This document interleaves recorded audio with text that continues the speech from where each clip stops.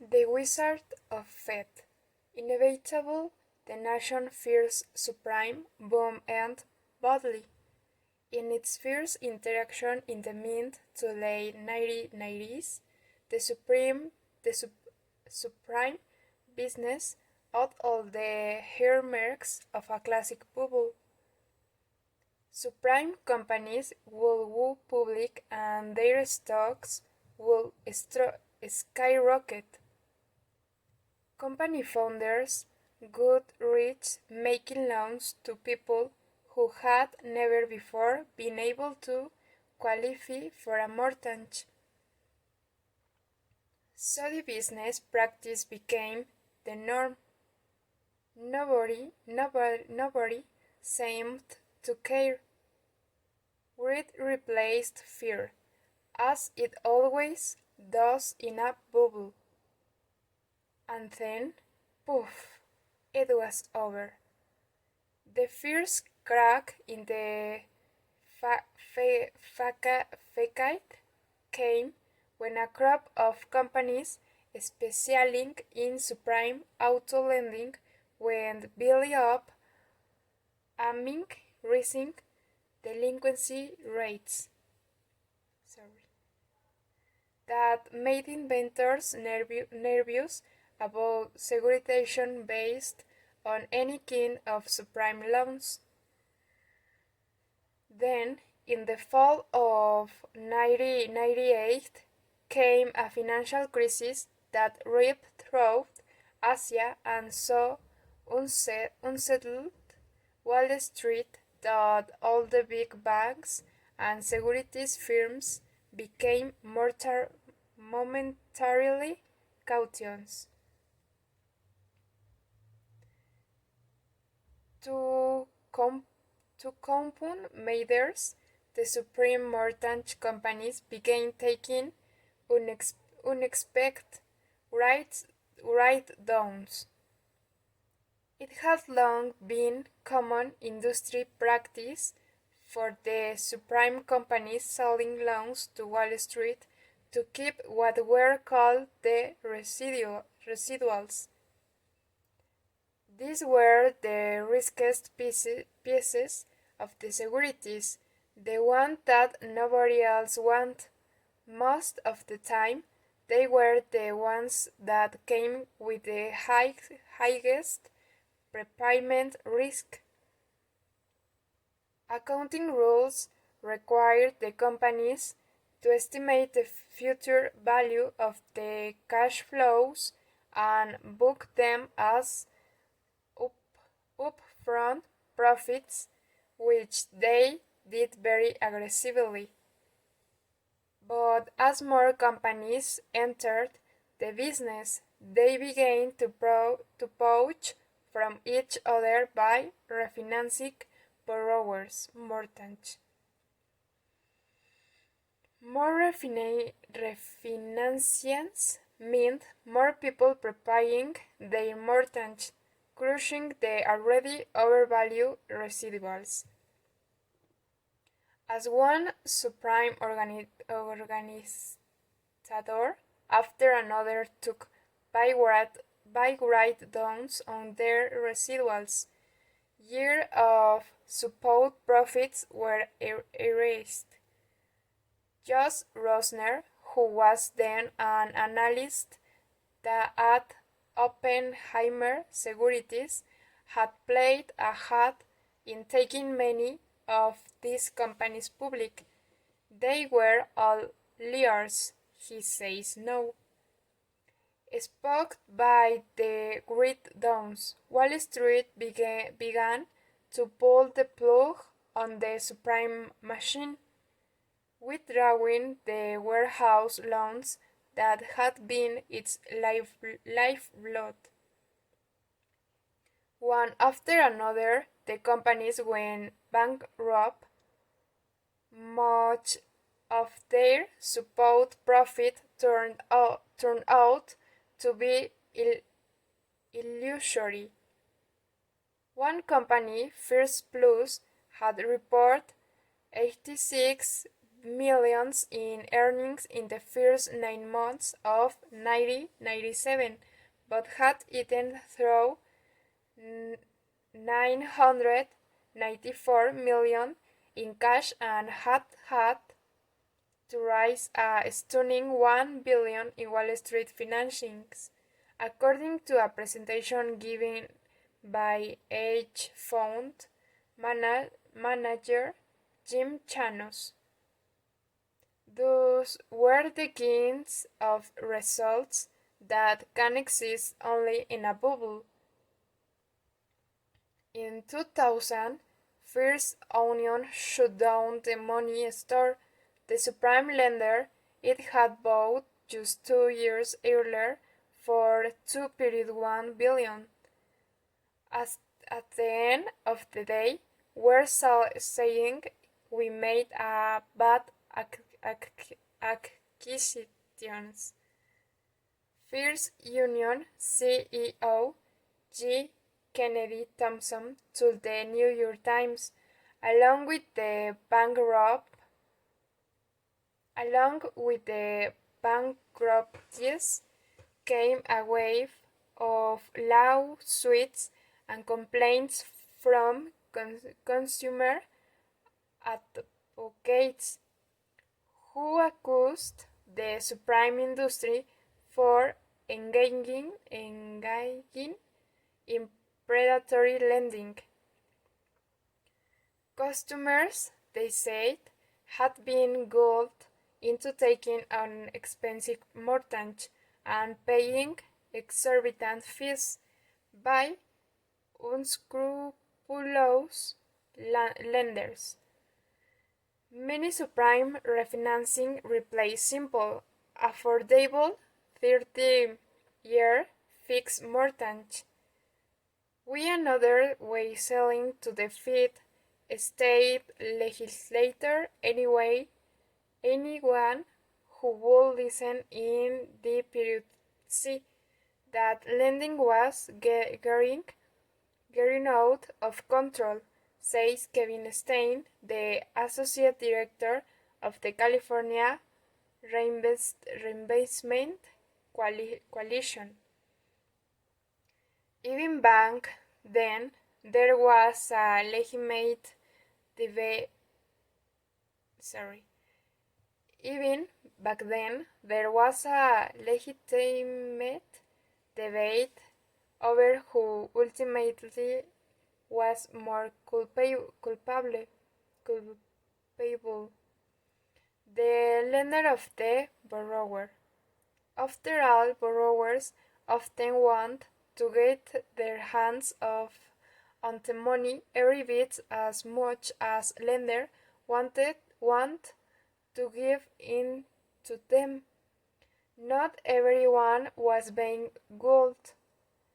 Many borrowers were using the rising values of their homes to live beyond their means. And there were plenty of speculators betting that they could outrun their mortgage payments by flipping the house quickly. The line between predatory lending and get rich quick speculating or a desperate desire for cash was often difficult to discern, but in the larger scheme of things, did it really matter who was at fault? The key point was this: a lot of people were getting loans they couldn't pay back. Wasn't that the real problem? Prior to segregation, lenders had to care about the credit worthiness of borrowers. They held the loans on their books, and if a borrower default, they took the hit. That's why borrowers who didn't have much money couldn't get mortgage. Lenders were afraid they would default. Securitization severed that critical link between borrower and lender. Once a lender sold a mortgage to Wall Street, repayment became someone else's problem. The potential consequences of this shift were profound. Sound loans are the heart of a sound banking system. Unsound loans are the surest road to disaster. But at the time, almost no one seemed to realize that the wave of poorly underwritten loans that segregation seemed to encourage was a monstrous red flag. The subprime business back then was still relatively small. The collapse of dozens of subprime companies didn't remotely threaten the banking system. It didn't have much of an effect on the housing market either, but it was still significant. For the bank regulator charged with ensuring that the banking system remained sound.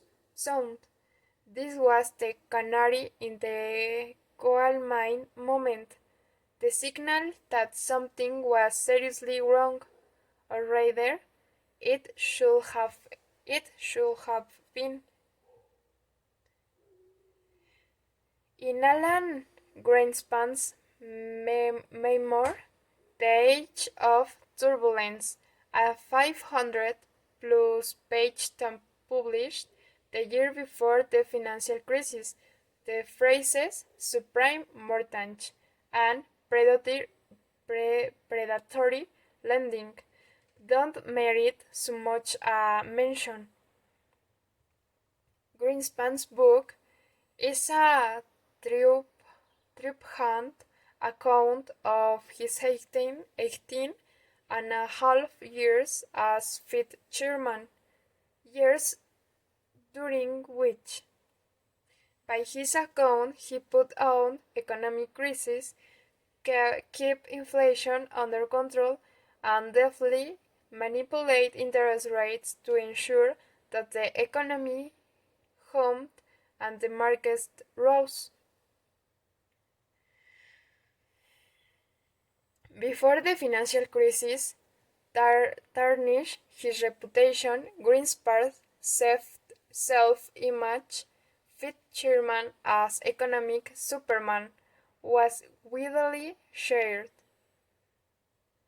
Congressmen fell all over themselves to praise him when he made his seminal appearance on Capitol Hill. His interest rate decisions were invariably lauded.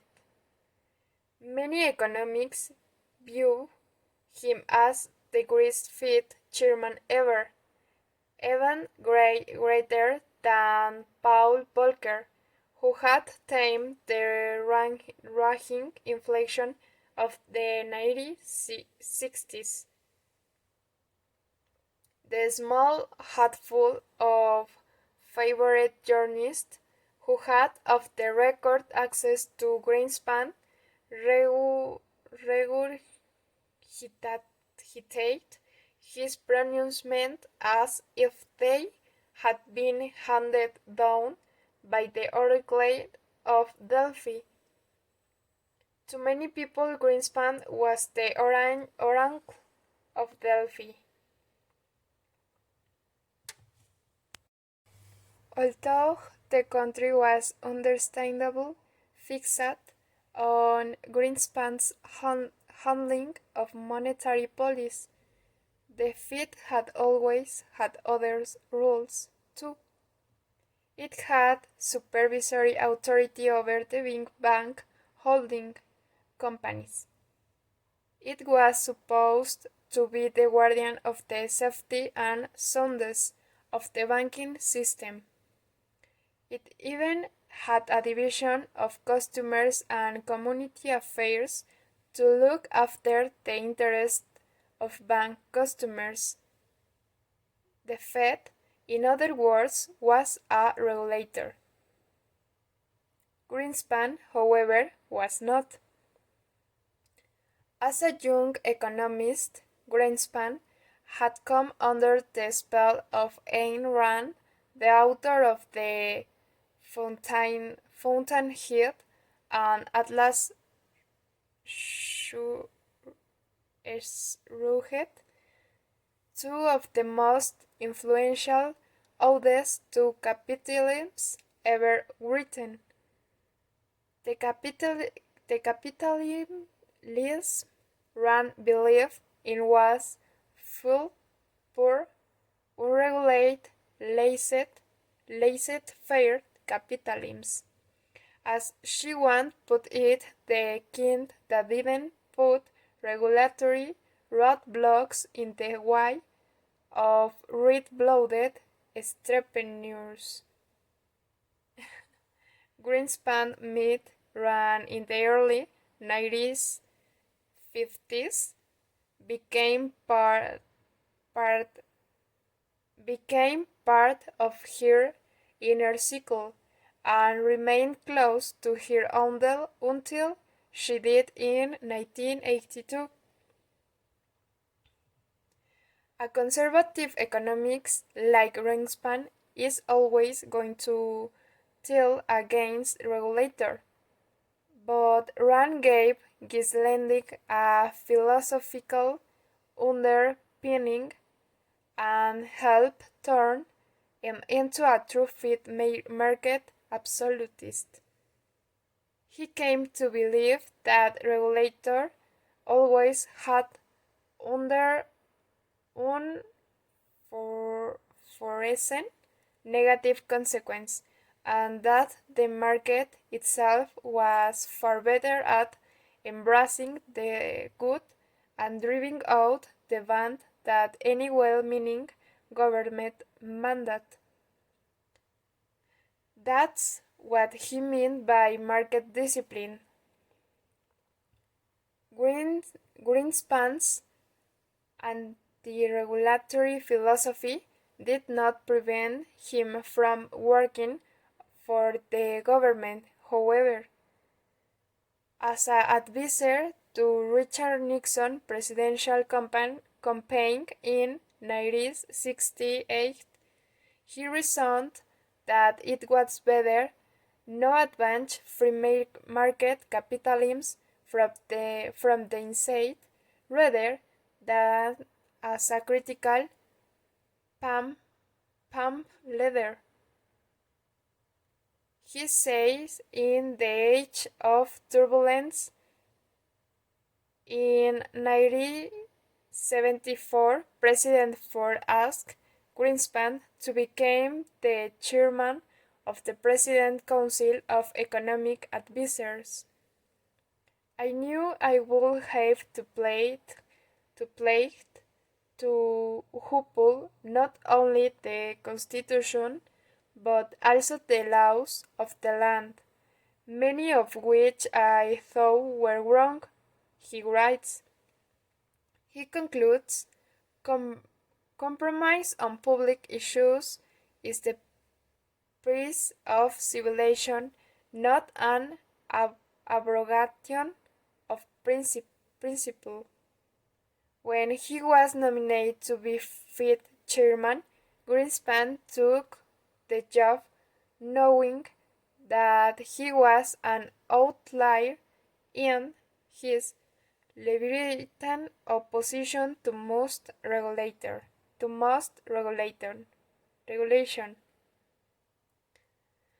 Therefore, he says his plan was to focus on monetary policy and let other Fed governments take the lead on regulatory matters. That's not really how it played out, However, Greenspan was too dominating a presence, and his views were too well known. Fit economics, who believed in the superiority of market discipline, tend to do well in Greenspan Fed. Those who didn't languished. There is no question, looking back, that Greenspan's Federal Reserve could have taken steps to cure the growing problems with subprime lending before they got worse. It had the authority. There was a law on the books called the Home Ownership and Equity Protection Act, or HOEPA, that gave the Federal Reserve the power to flatly prohibit mortgage lending practice that it claimed were unfair, of deceptive, or designed to evade HOEPA. The Federal Reserve has ample authority to compass all types of mortgage loans within the scope of any regulator it promulgates, wrote Raymond Nader, a lawyer who had worked in the bill when he was on the staff of the Senate Banking Committee. There is also no question that the problems with subprime lending weren't a secret. After the crisis of 2008, a common refrain arose that no one saw it coming. But that was never true. State attorneys general had filed lawsuits. Housing advocates had continually beaten the thumbs repeatedly and in graphic detail. Congress at the regulator, including Greenspan, had been told what was happening on the ground. Robert Naizda, then the General Counsel of the Grand Line Institute, which, among other things, advocates for consumer protection for people of the diverse backgrounds, started meeting with the Fed chairman in the early 1990s. No, sorry, 19 1990s. He raised the problem of the many mortgage originators that exist outside the banking system and were unsupervised by any federal agency. We won't argue about whether federal regulators are doing a good job. Naizda says he told Greenspan, let's look at the unregulated lenders. He had no objection of the other than saying he wouldn't do anything. Naizda said no. He was very gracious and polite, but there was also an imperious quality to him. A few years later, Naizda and John Gamboa, Grand Lining's executive director, met with Greenspan again. In advance of the meeting, NYSDA had sent the Fed a pile of loan documents which Greenspan had read. Even if you had a doctorate in math, you wouldn't understand this instrument and their implications. Greenspan acknowledged during the meeting. The Fed chairman had just given a speech in which he had famously recommended adjustable rate mortgage. Gamboa asked Greenspan if he had an adjustable rate mortgage. No, replied Greenspan. I lack certainly. John Taylor of the National Community Reinvestment Coalition was another housing activist who used the meet with the Fed. Their response was that the market would correct any problems, Taylor says. Greenspan in particular believed that the market would not produce and investment banks would not buy loans that did not make sense. He genuinely believed that. But anyone who knew anything about the subprime business could see that wasn't true. A prototypical example was First Alliance Mortgage Company, or FAMCO. A start of the early subprime essence, FAMCO went public in 1996, allowing its founder and his wife to take $135 million out of the company. Within 2 years, however, its bosses had become so widespread and so well known that several state attorneys sued to force the company to stop. FAMCO's abuses were not the result of a few bad apples. They were banked into the company's business model, as former loan officer Grew Walling explained in a affidavit. FAMCO recruited top auto salesmen who knew nothing about mortgage and had them memorize something called the track, which was a how to for the hard sell. They were taught never to tell customer that a teaser rate meant their interest rate would increase. They were never to divulge the actual principal amount of the loan. If they did, the customers will be able to see the enormous fees that FAMCO had taken on. The sales force, meanwhile, was highly motivated to charge the highest fees it could get away with.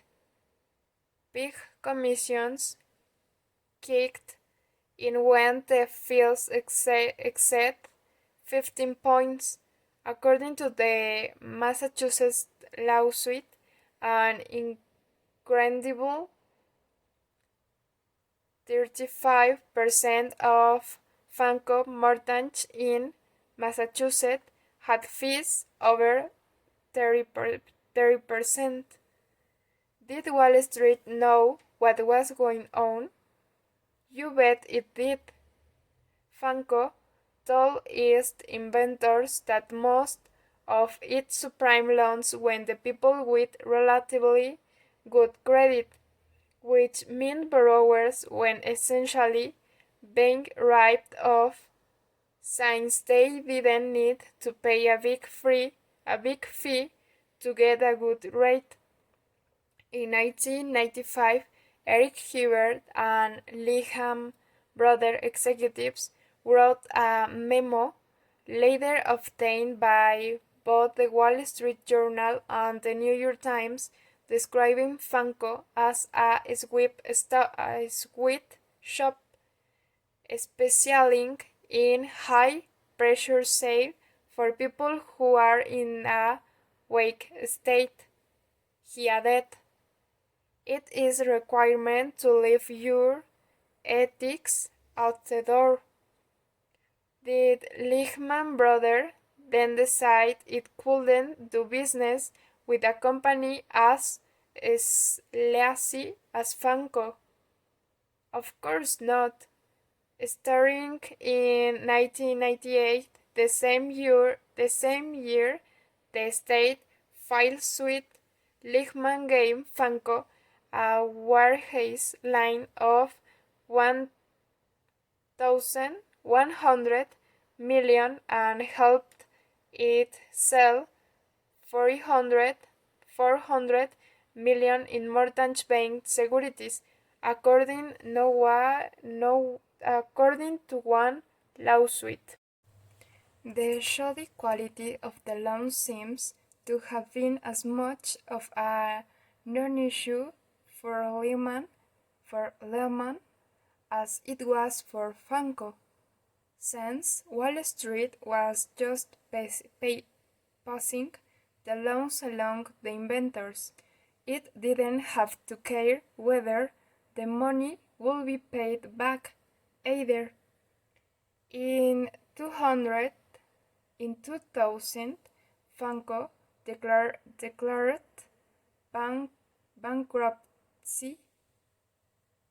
In 2000, Funko declared bankruptcy. A jury later found that the company had systematically defrauded borrowers. Lehman was found guilty of aiding and abetting the fraudulent scheme, but the firm's punishment, a $5 million fine, was negligible. This was market discipline, good practice driving bad ones out. It was just the opposite. Bad practice were driving out the good ones. In the mortgage industry, at least, Greenbank's beloved theory was being blown to smithereens on a daily basis, and still he refused to do anything. Actually, that wasn't quite true. In the spring of 2000, Greenspan announced the information for a 9-agency task force, including all the bank supervisors, to look into predatory lending. By then, the complaints and lawsuits have become so numerous that Washington officials could scarcely keep ignoring them. The Senate had held hearings. 3 prominent senators, including Paul Cervantes, the ranking Democrat on the Senate Banking Committee, introduced bill to ban predatory lending. The Treasury Department and HOD put together a national predatory lending task force. Its conclusion in a 200 report, Treasury and HOD believe that new legislator and new regulator are both essential. The Federal Trade Commission started bringing case. Sarbanes, for one, knew the terrible damage predatory loans could do. Baltimore, in his home state of Maryland, had been hit hard by rising foreclosures, many of them the result of subprime lending abuses. But the chairman of the Senate Banking Committee, Bill Graham, opposed any move to regulate subprime lending.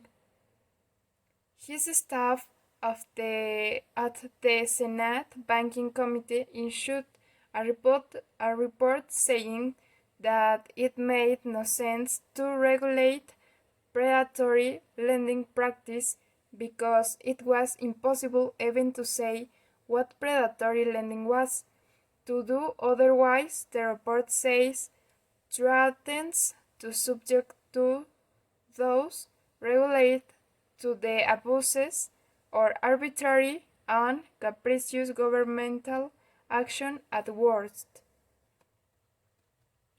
For that matter, Greenspan's task force was more a sop to Congress than a serious effort to grapple with the problem. Action mattered more than words, and Greenspan didn't act. The fifth preferable solution seemed to be more disclosure, so that borrowers could better understand the terms of their loans and make informed decisions. More disclosure appealed to his libertarian instincts. But as everyone in the mortgage business knew, increased disclosure had done virtually nothing to stamp out lender abuses. Over the years, there had been numerous disclosure requirements added to the law. Yet, to the average home buyer, mortgage documents remained largely incomprehensible. I don't think there is such a thing as a real sophisticated borrower, Bill Dallas, who founded a subprime company called First Franklin in the 1960s, told the American Banker in 1998. Basically, they put their lives in the hands of originators and gigwide them. Phil Lichtman, as Assistant Attorney General in North California, described disclosure status to Fed officials in 2000 as the last refuge of scoundrels. One thing the Federal Reserve was required to do under the 1994 HOEPA law was hold hearing from time to time to gain an understanding of the latest problems in the lending industry. In 2000, it held a series of HOEPA hearings in San Francisco, Charlotte, Boston, and Chicago.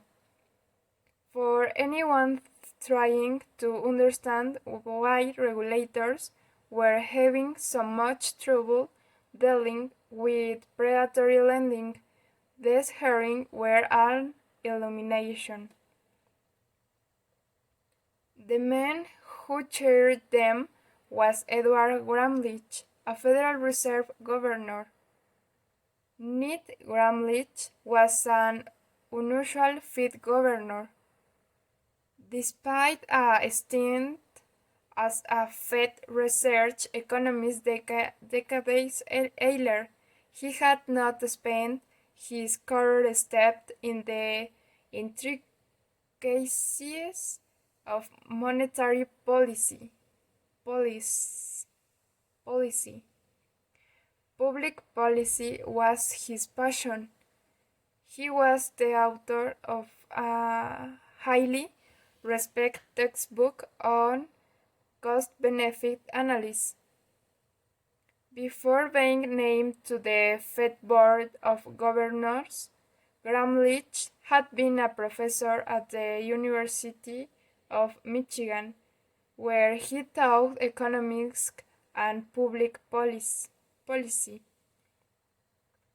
He was a big, big earth, self-effacing man, much beloved inside the Federal Reserve building. Not long after his arrival at the Fed in 1997, Gramlich was asked by Greenspan to head up to Fed's Committee on Customers and Community Affairs. This was not a prestigious post for a Fed governor, and Gramlich knew very little about the subject. But he dove in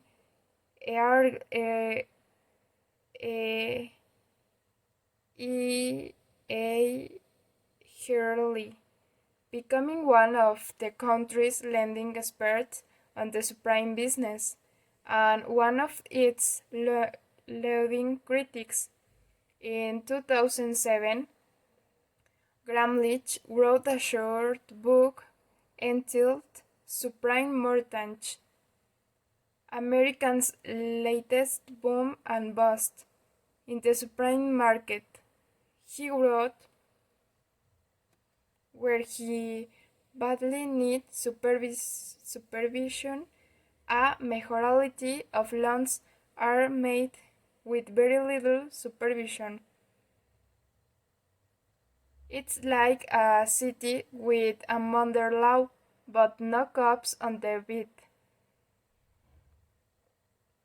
Gramlich, however, was not temperamentally suited to be the cop on the beat. As the hearing opened, he explained that the purpose was to see whether the HOEPA regulator should be tightened to force lenders to consider the customer's ability to pay. Given what would happen indeed, given what was already happening, it would be hard to think of a more important line of inquiry. Yet Gramlich's questions weren't so much answered as they were parried, and he was too gentle a soul to push back. One of the people testifying that day, for instance, was Sanders Samuels, the chief legal counsel of Countrywide. He objected to the idea that borrowers should be required to disclose their income, something you would think lenders would want to know before making a six-figure loan. Let me just say very briefly that we think this is a very dangerous area to get into. Samuels replied when asked about income disclosure, because the reality is that in many communities, including many minority communities, and immigrant communities, sometimes it's difficult to document income. Gramlich. The obvious question is, if you can document the income, how do you know they can pay the loan bank? Samuel's right. And I will say that there are certain reality checks. Let's just say, if a waiter in a restaurant puts down that he or she is making $300,000 a year, we're going to ask what king of restaurant they're working at. Around and around they went.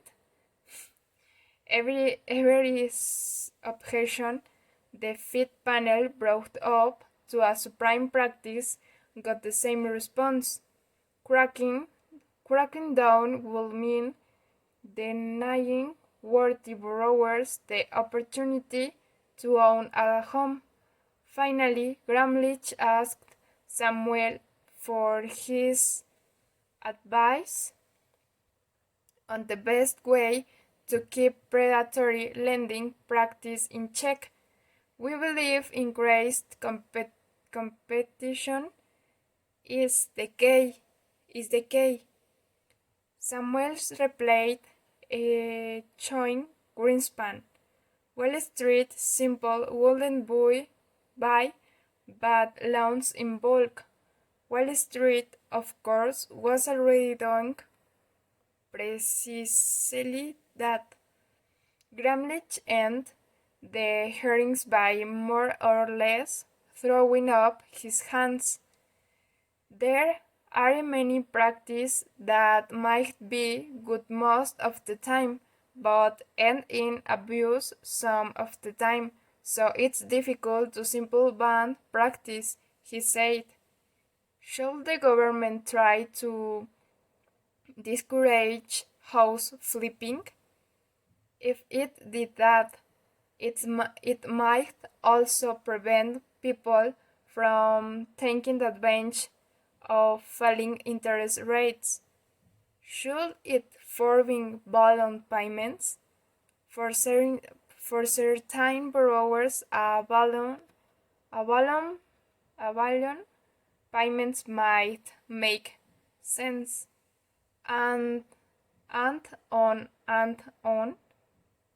The hearing didn't so much end as they spurred ignominiously to a close. There came a moment. It's not clear exactly when Ned Gramlich went to see Alan Greenspan. He wanted the Fed to take a more active role in policing the supreme business, and he had a specific policy idea. According to the Wall Street Journal, Gramlich thought the Fed should use its discretionary authority to send examiners into the offices of consumer finance lenders that were units of Fed-regulated bank holding companies. The GAO recommended the same thing, but the Fed had formally adopted a policy of not conducting such exams in early 1998. Such companies were major subprime lenders. Gramlich had toyed with the idea of placing his proposal in front of the entire 7-member Fed board, but he decided to see Greenspan privately so as not to put the Fed chairman in a awkward spot in front of the other Fed governors. The details of the meeting have never emerged. Gramlich died of cancer in 2007 at the age of 68. Greenspan told the Wall Street Journal that he didn't remember much about the conversation, but it was certainly not a hate discussion. Gramlich present his idea. Greenspan turned it not a heated discussion.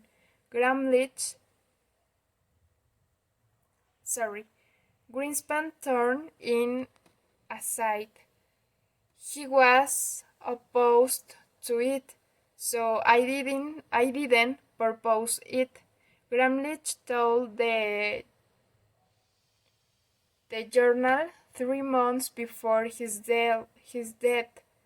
He too preferred few details, yet that meeting would later become a touchstone for Greenspan critics. It was proof.